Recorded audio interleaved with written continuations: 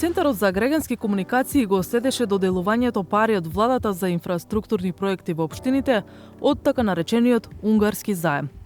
Клучните наоди покажуваат дека од октомври 2024 до октомври 2025 година владата испланира 250 милиони евра за инфраструктурни проекти на општините и од тие пари им одобри 112 милиони евра во две транши за вкупно 1116 проекти.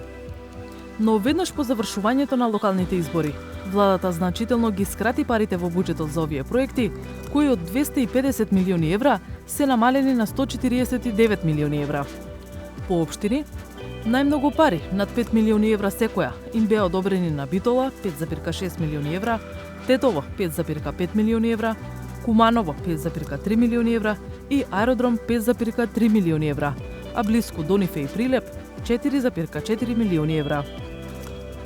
По жител, највисоки износи беа одобрени за Демиркапија 99 евра, Желино 82 евра, Свети Николе 79, Градско 78 евра и Кратово 76 евра.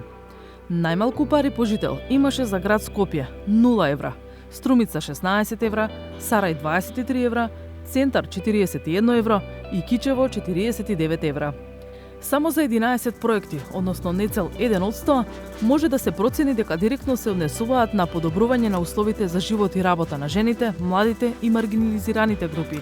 И тоа 10 проекти за млади, 1 за маргинализираните групи и ниту 1 за жени.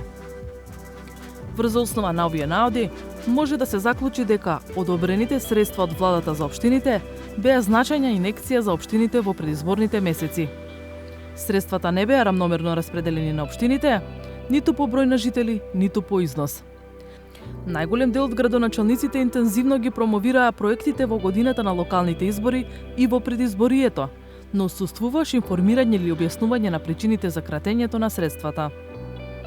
Проектите беа квалификувани како развојни, иако значаен дел од нив се поправки, реконструкции или изградби на улици и слични локални инфраструктурни зафати.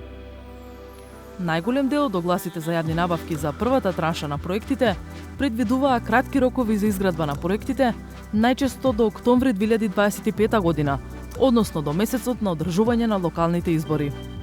Во значаен дел од анализираните општини се забележува доминација на една или на неколку фирми, кои ги добиле договорите за јавни набавки за изградба на проектите.